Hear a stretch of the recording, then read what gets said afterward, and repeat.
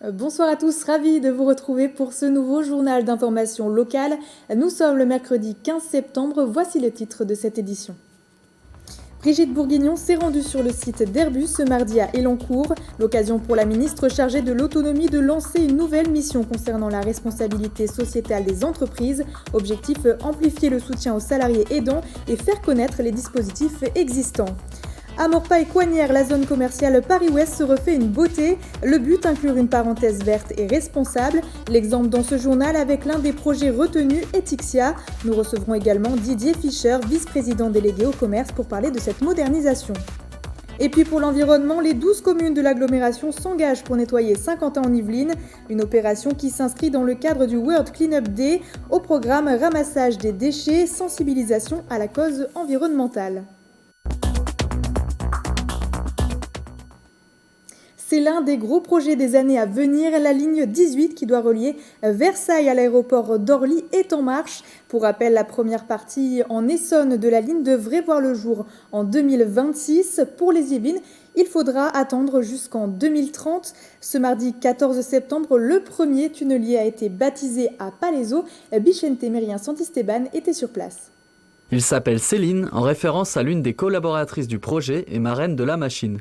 Le premier tunnelier de la ligne 18 a été baptisé ce mardi 14 septembre à Palaiseau, un événement fait selon les traditions. C'est une somme de travail assez considérable qui permet d'aboutir à cette inauguration. Elle est symbolique aussi parce qu'il se trouve que les tunneliers sont des professions dures et qui attachent beaucoup d'importance aux traditions. Mais il faudra encore patienter quelques semaines pour que la première pierre soit brisée par l'immense machine. Les simples opérations de montage d'un tunnelier qui fait 100 mètres de long, des milliers de tonnes, sont des opérations très complexes qui sont évidemment menées en lien avec les ingénieurs de la société qui fabrique ce tunnelier. Prévue pour 2026, cette première portion entre Orly et Palaiseau est bel et bien en route. Le début de 35 km de métro automatique qui passera dans les Yvelines. Dans les Yvelines, on aura plusieurs séquences. On a une partie de la ligne 18 qui est en aérien, donc là la technologie sera différente, c'est quelque chose de beaucoup plus simple. On aura une partie en tranchée couverte, donc qui sera creusée depuis la surface. Et puis on aura une partie en tunnel creusée au tunnelier entre Saint-Quentin-Est et le terminus de la ligne 18 en 2030 qui sera à Versailles-Chantier. Pour la portion yvelinoise du projet et les gares de Saint-Quentin-Est, Satory et Versailles-Chantier, il faudra encore patienter. Les travaux dans les Yvelines commenceront en 2023 à petite vitesse d'abord et prendront leur essor vraiment après les Jeux Olympiques de 2024. Donc le mois d'octobre 2024, le tunnelier devrait démarrer dans ces eaux-là. La ligne 18, finalisée entièrement en 2030, prévoit 110 000 voyages quotidiens à travers les Yvelines, l'Essonne et les Hauts-de-Seine. Et aider les entreprises à se mobiliser pour soutenir leurs salariés aidants, c'est l'objectif du déplacement de Brigitte Bourguignon. Accompagnée des secrétaires d'État Sophie Cluzel et Olivia Grégoire, la ministre chargée de l'autonomie s'est rendue ce mardi 14 septembre au siège d'Airbus Defence and Space à Elancourt. Au programme, le lancement d'une mission de la plateforme RSE, Responsabilité sociétale des entreprises, un reportage avec Céline Charles. Ils sont 11 millions en France à accompagner au quotidien un proche en situation de maladie, de perte d'autonomie ou de handicap. Les aidants doivent bien souvent concilier travail et vie personnelle. Le gouvernement a confié à l'occasion d'un déplacement sur le site d'Airbus à Elancourt la mission d'encourager les entreprises à se mobiliser en faveur de ses salariés aidants. Prendre conscience que cette politique est gagnant-gagnant pour l'entreprise, pour que les collaborateurs soient le plus sereinement possible à leurs tâches, mais en même temps qu'ils puissent avoir cette conciliation vie professionnelle, vie personnelle. C'est ainsi que l'on veut travailler. C'est pour ça qu'on missionne vraiment cette plateforme RSE. Nous avons lancé cette mission auprès de France Stratégie, la plateforme RSE, parce que nous voulons que les entreprises nous aident à promouvoir cette politique d'accompagnement des aidants par le congé. Absentéisme, dégradation de l'état de santé, démotivation. La mission a comme objectif de lutter contre ces dommages en faisant connaître et en facilitant les politiques d'accompagnement. En la matière, Airbus fait figure d'exemple. L'entreprise a déjà mis en place une série de dispositifs visant à soutenir les employés aidants. On a souhaité mettre en place une formation qui permet de connaître les dispositifs qui peuvent s'offrir à lui ou à elle. Également, on a une application qui permet de regrouper différents dispositifs et ainsi donner une visibilité à ces mesures. Des mesures importantes pour que les salariés aidants se sentent considérés. Dans un monde du travail où on est dans une culture quand même de la performance absolue pour la reconnaissance, quelque part, il faut qu'on puisse imaginer un dispositif intelligent qui prenne en compte justement une situation familiale difficile, temporaire et particulière, et que cette situation neutralise justement tous les critères de reconnaissance qu'il y aura derrière. La mission de la plateforme RSE se terminera d'ici le 1er février 2022 et sera par la suite présentée au gouvernement.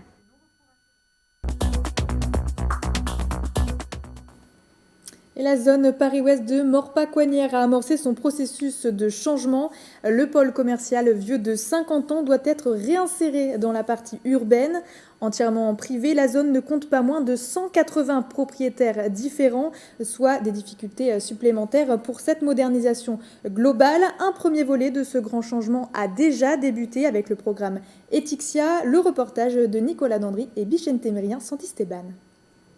L'objectif est vraiment de relier le cœur historique de Morpa avec ses franges agricoles pour véritablement faire pénétrer la nature dans la ville et dans le projet. Le programme Etixia, c'est le premier exemple du renouveau de la zone d'activité Paris-Ouest à Morpa. Le projet mené en 2 phases a débuté par le déménagement de l'enseigne Kiabi dans des nouveaux locaux. Sur cette première étape, vous avez concrètement la mutation d'une enseigne qui était jadis Kiabi, le magasin Kiabi, qui s'est transféré juste en face avec un découpage en 4 autres cellules. Donc in fine, vous avez 5 cellules sur la première étape. On a mixé à la fois des enseignes nationales et des porteurs de projets plus locaux. 3 des 4 enseignes qui seront présentes sont déjà connues, Afflelou, Chaussea et Day by Day. Etixia est dans l'attente d'un dernier entrepreneur pour compléter l'espace. Le parking et la zone de déchets seront communs pour les 5 magasins. L'objectif est de mutualiser tout ça et de rendre véritablement le parti pris et la place primordiale de l'humain dans son usage et dans sa consommation d'espace, d'où l'importance du marqueur végétal qui va dominer aussi le projet dans son intégralité. Supervisé et accompagné par les maires de Morpa et Coignières, Grégory Garestier et Didier Fischer, ce premier projet s'inscrit dans une vision plus large des zones commerciales Paris-Ouest, Forum JB et Porte de Chevreuse. Les autres zones d'activité économique se rassemblent d'ailleurs dans le secteur. Nous, on souhaite vraiment avoir un positionnement différent puisqu'on est à la lisière de forêts, de zones agricoles importantes, notamment sur Coignières. On a le village de Morpa qui est pas loin. Donc d'avoir une identité très forte, un positionnement, qu'on se sente bien dans cette zone d'activité. Avec ses 20 000 m², le programme Etixia ne représente pourtant que 18% de la zone Paris-Ouest, le plus grand espace d'activité de l'Ouest parisien. Et pour continuer à parler de ce sujet, la modernisation du pôle commercial Paris-Ouest, nous recevons en plateau Didier Fischer. Bonsoir. Bonsoir. Donc vous êtes vice-président délégué au commerce et aussi maire de Coignières. Et je le rappelle, bien sûr, du coup, la zone commerciale est située sur les communes de Coignières et Morpa. Exactement. Voilà. Alors cette modernisation, elle s'inscrit dans le cadre d'un projet qui était repenser la périphérie commerciale. Elle avait été lancée par l'agglomération de Saint-Quentin-en-Yvelines en 2019, suite à une étude en fait. Qu'est-ce qui était ressorti de cette étude ? On avait répondu en fait à un appel à projet donc, du ministère de la Cohésion des Territoires. On avait été retenu 6 lauréats donc, et on a fait partie des 6 lauréats, ce qui était déjà une reconnaissance pour le travail qui avait déjà été entamé par la commune de Morpa et de Coignières sur le sujet, qui est une véritable requalification finalement d'une zone d'activité. D'ailleurs, je devrais dire de 3 zones d'activité, puisqu'il s'agit de Paris-Ouest, Forum JB, donc situé là sur Coignières, et les Portes de Chevreuse. Alors c'est une zone qui représente 108 hectares, c'est considérable. Alors cela nous a permis donc d'engager une étude qui n'est pas encore tout à fait terminée, donc c'est pour ça que les dernières conclusions, on les a pas encore, mais elle est déjà bien entamée, une étude où on a travaillé sur un diagnostic dans un premier temps, ensuite sur une stratégie commerciale urbaine à adopter. Un schéma de cohérence en fait urbaine aussi a été mis en place. Et là, on est sur des zooms, ce qu'on appelle la 4e phase, les zooms préopérationnels, c'est-à-dire qu'on essaye de voir sur Paris-Ouest, et là le projet Etixia dont on a vu tout à l'heure quelques images, et donc le projet Etixia, lui, est dans ce cadre-là, c'est-à-dire dans les 48 hectares du zoom Paris-Ouest. Et vous avez aussi 40 hectares, deuxième zoom, sur Forum JB, qui est une zone d'activité aujourd'hui, je dirais, vieillissante aussi, hein, comme l'était Paris-Ouest, et c'est pour cela que l'on est dans cette opération de requalification donc, de nos zones d'activité. Et donc il va y avoir aussi une nouvelle dimension, notamment avec cette étude, qui sera tournée vers l'éco-responsabilité avec la création d'espaces verts, l'installation aussi de boutiques vrac ou en circuit court. C'était une demande des clients ? Ah bien sûr, oui, c'était une demande. Quand je vous disais tout à l'heure, on avait fait le diagnostic, on avait travaillé à la stratégie, on l'a travaillé avec les habitants, avec les partenaires économiques du secteur, et il en était ressorti en effet cette demande. Aujourd'hui, les modes de consommation ont changé, ou sont en train de changer. On voit bien que le modèle, ces zones d'activité, c'était un modèle des années 70-80, c'est plus tellement d'actualité. Les consommateurs veulent autre chose. Ils veulent y trouver du plaisir à faire leurs courses. Ils veulent évoluer dans un milieu qui soit plutôt sympathique. Et d'où la nécessité de renaturer, de reverdir finalement ces espaces, de désimperméabiliser les sols et d'y amener aussi des circulations douces. Donc un tout autre univers que celui qui existe aujourd'hui. Et là, on est vraiment en train de repenser quelque chose qui n'est pas seulement, je disais, requalifié, mais qui n'est pas seulement une requalification finalement de zone d'activité, mais on est bien en train de repenser la ville de demain, là. Vous le disiez tout à l'heure, la zone commerciale a presque 50 ans. C'était important de renouveler cette stratégie commerciale, notamment. Quel est l'objectif ? Est-ce que c'est finalement augmenter la fréquentation du lieu ? Oui, aussi. C'est-à-dire que dans notre stratégie, l'idée, c'est de rendre ce lieu encore plus attractif qu'il ne l'est aujourd'hui, parce qu'en fait, si on attend trop, si on ne requalifie pas, si on attend trop, dans 10 ans, c'est fini. Dans 10 ans, on va avoir des friches commerciales, industrielles, un petit peu partout. Donc c'est ça qu'il faut qu'on évite. Donc il faut effectivement retravailler à l'attractivité commerciale. Et l'attractivité commerciale, elle est liée aussi à la qualité de vie sur le site.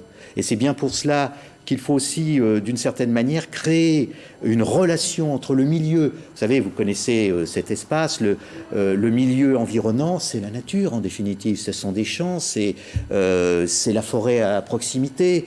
Et aujourd'hui, ces zones d'activité vivent en quelque sorte tourner vers elles-mêmes. Donc il faut ouvrir vers les champs, il faut ouvrir vers la nature et donc faire entrer en quelque sorte la nature dans ces espaces commerciaux. Et là, on va passer en fait de zones qui sont monofonctionnelles à une mixité fonctionnelle. Ils mettent même de l'habitat, bien entendu, avec du commerce de proximité, par exemple, en pied d'immeuble. Voilà un peu le projet et l'ambition qu'on a, que les élus portent. Je porte cette ambition, évidemment, avec les élus de 50 ans en Yvelines, et notamment avec mon collègue Grégory Garestier, qui est maire de Maurepas. Il y a eu donc plusieurs appels à projets. On a vu l'exemple tout à l'heure avec Etixia, qui, on l'a entendu, représenterait finalement seulement 18% de Paris-Ouest. Donc il y aura d'autres projets. Est-ce que vous avez une idée un peu du nombre de projets qu'il pourrait y avoir et comment ils ont été retenus, quels ont été les critères? Alors pour l'instant, il n'y a pas d'autres projets retenus. C'est-à-dire qu'on est en réflexion. On est en réflexion, mais il est évident que Etixia et je dirais ce qui est en train de se faire là, cette parenthèse verte, comme l'appelle Etixia, eh bien, c'est en quelque sorte le premier projet qui sort. C'est le premier projet. Alors, je dirais, c'est plus facile parce qu'en fait, ce qu'il faut bien avoir à l'esprit, c'est qu'on a 3 zones d'activité avec 183 propriétaires. Ce qui n'est pas simple. Pour maîtriser le foncier, c'est compliqué. C'est compliqué. La maîtrise du foncier, c'est très compliqué. Donc, l'idée, Etixia, nous aussi, en ce qui concerne qu'est la foncière Auchan, Etixia, c'est plus la foncière Kiabi, ce sont des grosses structures qui maîtrisaient déjà un espace relativement important, plusieurs hectares sur place. Donc c'était plus facile de commencer par là, en définitive. Et le projet Etixia s'inscrit dans le schéma de cohérence urbaine que nous avons adopté, nous les élus. Donc, d'une certaine manière, c'est la première réalisation qui est en train de sortir de terre. Et vous pouvez le voir, vous l'avez vu, d'une certaine façon, c'est une toute autre façon de penser finalement la démarche commerciale. On n'est plus dans l'agressivité commerciale, on est beaucoup plus aussi dans le commerce de conseil. On voit bien les commerces qui vont s'installer. Il y a des By Day, par exemple, qui est du vrac. Voilà un beau projet. Voilà un beau projet porté par un commerçant qui en veut, en quelque sorte, Laurent Sec, et qui, je pense, va réaliser quelque chose de beau et de grand sur cette zone d'activité aussi. Est-ce que vous pouvez peut-être nous rappeler le calendrier des travaux à venir concernant cette zone? Quand est-ce que les premiers travaux vont débuter et quand est-ce qu'on pourrait voir le résultat? Alors, sur la zone, c'est-à-dire côté Etixia, les travaux ont déjà débuté. C'est 2021. Là, on va bientôt inaugurer une première tranche. Il y aura une deuxième tranche 2024. Ensuite, à la fin de l'étude, c'est là qu'on va voir comment on va pouvoir phaser après, je dirais, la transformation de la zone. Mais ça sera long. C'est-à-dire qu'aujourd'hui, on est dans une perspective à 2035. Hein. On avait parlé de 2030 au départ, mais on est plutôt à 2035, voire 2040. Pourquoi ? Parce que déjà, il y a cette complexité foncière. Il faut faire avec, et ça ne sera pas simple à transformer progressivement cet espace. Mais ça va se faire.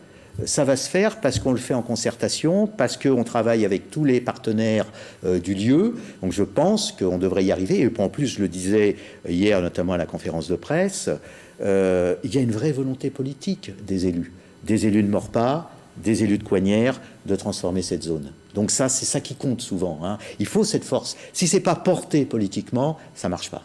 C'est clair. Très bien, merci beaucoup Didier Fischer d'avoir été avec nous ce soir. Je vous en prie. Je le rappelle, hein, vous êtes vice-président délégué au commerce. Merci beaucoup d'avoir été avec nous. Je vous en prie.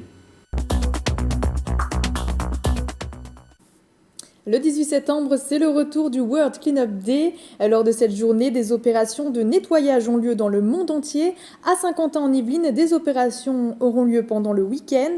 Les 12 communes de l'agglomération se sont engagées. L'interview de Joséphine Coleman-Berger, vice-présidente en charge de l'environnement et de la transition écologique pour l'agglomération, c'était au micro de Célia Gatsongo.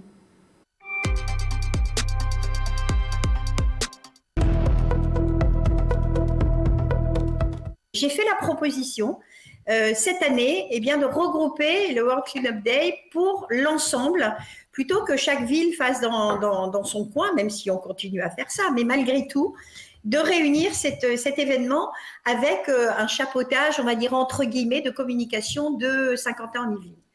Et tout le monde a accepté, donc c'est super bien, parce qu'il y en a qui commencent le 17, d'autres le 18, 19, mais c'est sur le même week-end. C'est une forme de prise de conscience. Elle est double, cette prise de conscience. Il y a une prise de conscience de nettoyage, bien sûr, puisque avec des pinces et des gants, on va aller ramasser les déchets. Mais ensuite, il y a le tri qui va se faire. C'est-à-dire qu'on va avoir un moment de collecte à chaque point d'arrivée. Et ensuite, il y a un tri derrière qui va se faire. Le principe, c'est de partir d'un point où on a un regroupement de personnes à qui on distribue le matériel, qui s'affuble bien sûr des gilets pour qu'on puisse les repérer, ne serait-ce qu'au niveau de la sécurité. Et ensuite, il y a des circuits qui sont prévus. Et ils essayent de faire un nettoyage. Il n'y a pas de concours pour savoir qui en a ramassé le plus, mais en règle générale, on pèse bien sûr à la fin de l'expérience pour savoir combien on a pu récupérer de kilos.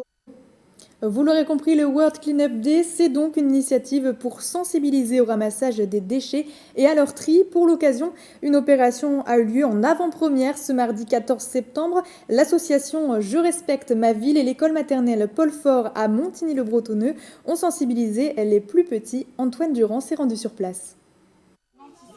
Ce mardi, les enfants de Montigny-le-Bretonneux partent à la chasse aux détritus.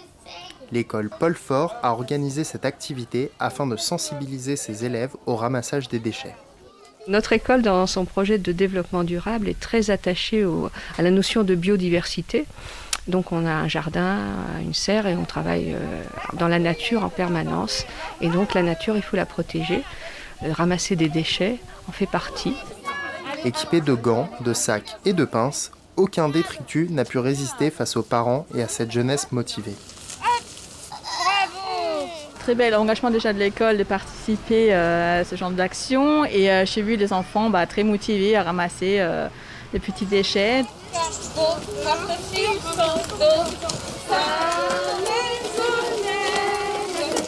C'était bien et on a ramassé des déchets, plein de déchets, même un déchet qui coupe. Est-ce qu'elle a bien fait de jeter le plastique dans cette poubelle ? Accompagnés par l'association Je respecte ma ville, les enfants ont pu découvrir le fonctionnement du tri sélectif. C'est à eux qu'appartient le monde de demain.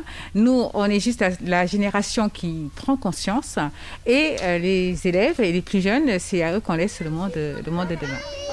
Cet événement, organisé afin de toucher le plus d'enfants et de parents, annonce le lancement de la nouvelle saison World Cleanup Day qui se déroulera le 18 septembre.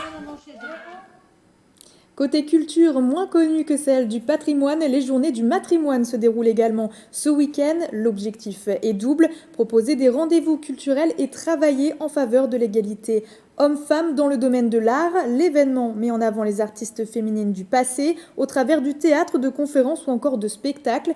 Dans les Yvelines, vous avez rendez-vous samedi 18 septembre à la Villa Simone Signoret à Guyancourt. Ce sera pour une déambulation sonore autour des noms féminins de la ville. Plus d'informations sur le site qui s'affiche en bas de l'écran. Et c'est la fin de cette édition du 7-8 Journal. Merci à tous de nous avoir suivis. Dans quelques instants, vous retrouverez Mélanie Poquet à la présentation du 7-8 Société. Très bonne soirée à tous sur TV78.